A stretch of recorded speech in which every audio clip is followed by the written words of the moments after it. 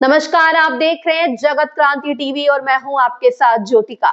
आइए रुक करते हैं खबर की ओर। राष्ट्रीय लोक अदालत एक ऐसी अदालत है जिसमें कोई भी पार्टी हारती नहीं बल्कि दोनों पार्टियां जीतती हैं। किसी भी मामले को आपसी सहमति से निपटाने के लिए जाने वाली लोक अदालत एक बार फिर से 14 मार्च को आयोजित की जाएगी। लोगों को लंबे समय से लंबित मामलों को आपसी भाईचारे व सहमति से कम अदालती खर्चा व सुलभ न्याय दिलाए जाने के उद्देश्य से इन लोक अदालतों का आयोजन करवाया जाता है।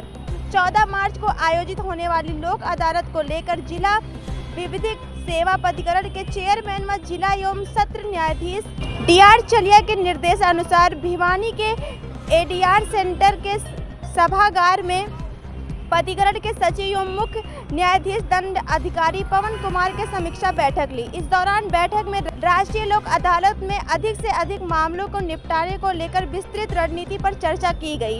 इस मौके पर सीजेएम पवन कुमार ने बताया कि सुलभ और त्वरित न्याय सुनिश्चित करने के उद्देश्य से लोक अदालत का आयोजन 14 मार्च को करवाया जा रहा है, जिसमें फौजदारी, बैंक, श्रम विवाद, पारिवारिक, बिजली, पानी, वैवाहिक व संपत्ति सहित विभिन्न मामलों को आपसी सहमति से सुलझाया जाता है। इसमें दोनों पक्षों का भविष्य में केस न होने वाला खर्चा बचता है और तथा उन्हें जल्द न्याय मिलता है तथा आपसी भाईचारा भी कायम रहता है। उन्होंने भिवानी के लोगों से अपील की है कि वे राष्ट्रीय लोक अदालत में अपने मामलों को लेकर आए ताकि उन्हें जल्द न्याय मिल सके। यह लोक अदालत 14 मार्च को भिवानी के न्यायिक परिसर में आयोजित की जाएगी। उन्होंने कहा कि लोक अदालत विवादों में समाधान का एक प्रभावी और सौहार्दपूर्ण मंच है, जहां दोनों पक्षों की सहमति से मामलों को निपटारा किया जाता है।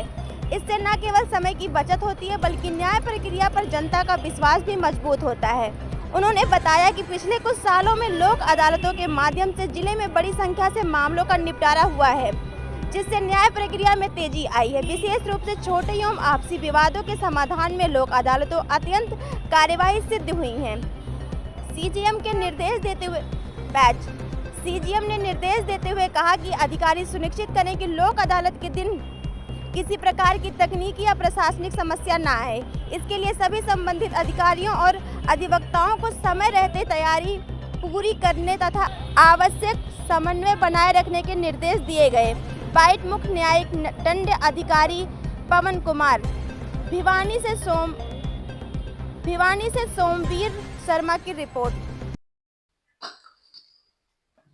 आज भिवानी एडीआर सेंटर के कॉन्फ्रेंस रूम में आज हमने भिवानी डिस्ट्रिक्ट एडमिनिस्ट्रेशन के सारी ऑफिसर्स को बुलाया था, जो हमने एक नेशनल लोक अदालत जो आगामी 14 मार्च को हमारी है उसके रिगार्डिंग हमने बुलाया था और सबसे रिक्वेस्ट करी थी कि जितना ज़्यादा से ज़्यादा हो सकता है उसमें पार्टिसिपेट करें, भिवानी के आम जनमानस तक इस बात को पहुंचाएं कि आने वाली लोक अदालत में उन सब के जो केसेस है वो हम कोर्ट में पुटअप करा सकते हैं, जो एक भाईचारे के तहत डिसाइड कराएं, जिससे दोनों ही पार्टी की जीत मानी जाती है ताकि आगे की जो फ्यूचर लिटिगेशन है वो खत्म हो जाए। और इस नेशनल लोक अदालत में मैं पूरे भिवानी के आम जनमानस से रिक्वेस्ट करूंगा आप पार्टिसिपेट करें, अपने जो केसेस हैं उनको लोक अदालत में पुटअप कराएं। जितनी ज़्यादा से ज़्यादा हो सकता है वो डिस्पोजल अगर होती है तो आप सबका ही और हम सबका एक जिम्मेवारी जो है वो अच्छे से निभाई जा सके। इस लोक अदालत में हमारे जितने भी सिविल डिस्प्यूट्स हैं, हमारे चेक बाउंसेस के केसेस हैं, मैट्रिमोनियल डिस्प्यूट है, हमारे रेवेन्यू से रिलेटेड जो केसेस हैं, एमएससीटी के केसेस हैं, पारिवारिक अदालत से रिलेटेड हैं, जो भी छोटे मोटे आपसी विवाद के केसेस हैं और कोई क्रिमिनल केसेस जिसमें दोनों पार्टी सहमति से अपना फैसला करना चाहते हैं, तो इस तरीके के जो केसेस हैं वो हम कोर्ट में पुटअप करा के अपना समझौता करके और उनका निपटारा करवा सकते हैं। मैं भिवानी के पूरे आम जनमानस को यही संदेश देना चाहूँगा कि लोक अदालत एक बहुत ही अच्छा कॉन्सेप्ट है, जिसमें आप अपने केस को रखवा के दोनों पार्टी की सहमति और समझौते के साथ उसे डिसाइड करा सकते हैं। और उसका एक ये बड़ा बेनिफिट ये है कि आप दोनों ही पार्टी उसमें जीती हुई मानी जाती हैं, किसी का नुकसान नहीं होता। दूसरा, जो आगे आने वाले आपके और कोर्टों के खर्चे हैं, जो आगे जाके डिस्पोजल जो आपके टेंडेंसी बढ़ती है वो आपका निपटारा हो जाएगा, और एक जो निपटारा होगा आपके भाईचारे को मेंटेन रखते हुए होगा ताकि आपको आगे कभी भी कोर्ट केसेस में उलझना ना पड़े। तो ये जो अगर लोक अदालत में डिस्पोजल होती तो इसमें दोनों ही पार्टी की जीत होती है। इस खबर में बस इतना ही। बने रहिए जगत क्रांति टीवी के साथ।